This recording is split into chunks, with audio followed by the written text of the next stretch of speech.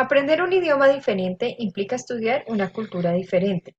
Si bien la enseñanza del inglés enfatiza el desarrollo de la comprensión auditiva, la lectura, la escritura y el habla, los académicos y los profesores de idiomas se refieren a una quinta habilidad, que es la cultura.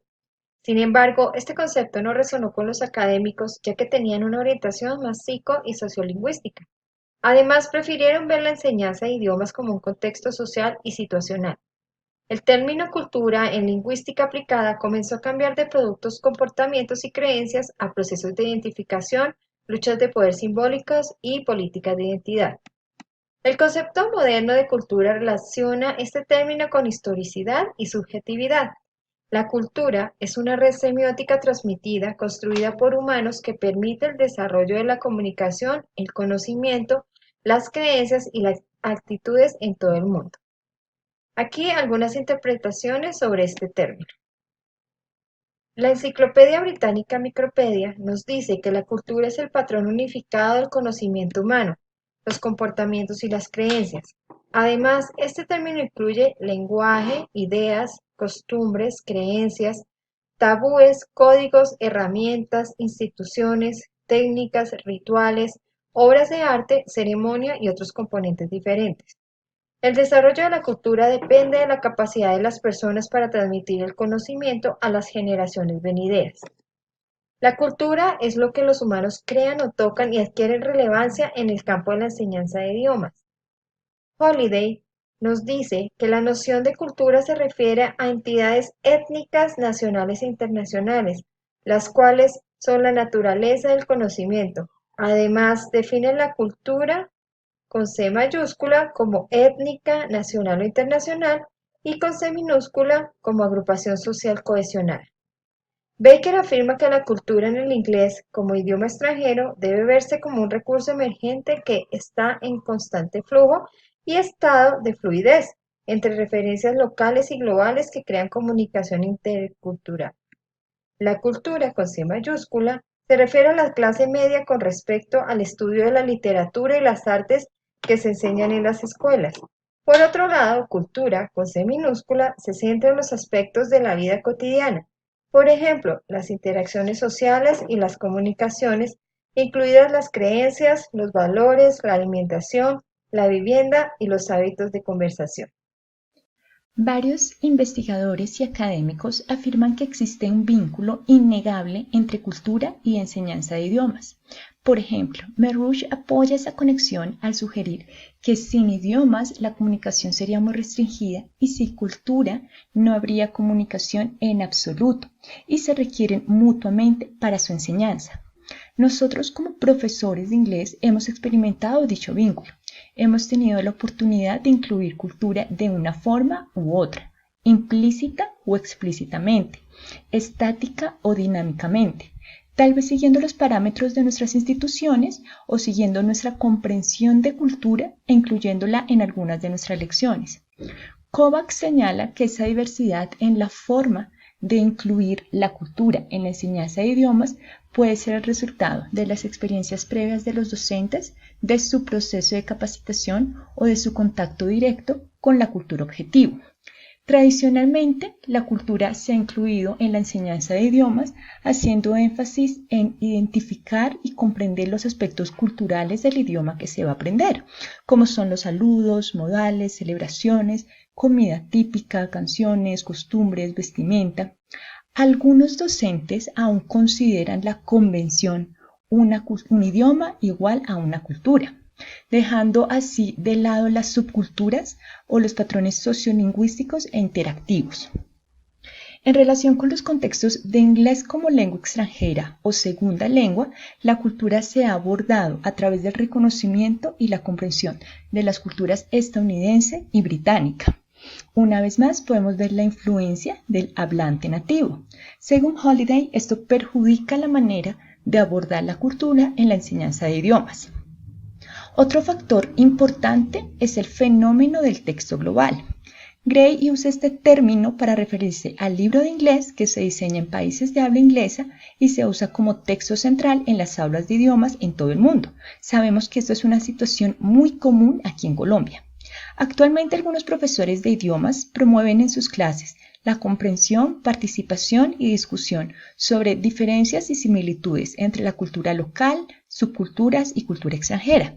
E incluso algunos maestros enseñan cultura local usando un segundo idioma a través de nuevos enfoques, como lo es el enfoque de aprendizaje de un idioma en el currículo integrado, que en inglés se conoce como CLIL. Según McKay, la cultura se usa de manera inapropiada en la enseñanza del idioma inglés porque muchos ministerios de educación de países donde el inglés es una lengua no nativa están adoptando maestros de habla inglesa en sus sistemas educativos, ya que creen que este es el modelo más adecuado y que los estudiantes necesitan internalizar las normas culturales de los nativos hablantes de la lengua. Además, señala que esto es una desventaja porque estos maestros no entienden a los estudiantes porque no están familiarizados con la cultura local. Por el contrario, se deben reconocer las fortalezas de los maestros bilingües de inglés teniendo en cuenta que ellos conocen el contexto de los estudiantes. Del mismo modo, McKay menciona que el contexto cultural del inglés como idioma internacional se limita a las culturas nativas de habla inglesa y este debe proporcionar contenido cultural local. Además, Gray dice que los libros de contenido están neutralizados y son muy parecidos ya que se centran en temas seguros como viajes, vacaciones, turismo y actividades de ocio. Como consecuencia, esta ausencia de aspectos locales no promueve el compromiso de los estudiantes y ellos necesitan exposición a un rango más amplio de los disponibles en la mayoría de estos textos de contenido. Además, agrega que cada país en el que se enseña inglés debe tomar posesión del idioma, seleccionando el contenido de enseñanza apropiado para el contexto local. Por ejemplo, Chile parece ser un país en el que esto está sucediendo. El Ministerio de Educación aprobó un libro de contenido titulado Go for Chile, centrado en un contexto cultural local. Y aquí queremos resaltar que el Ministerio de Educación de Colombia también ha propuesto 2 libros de contenido.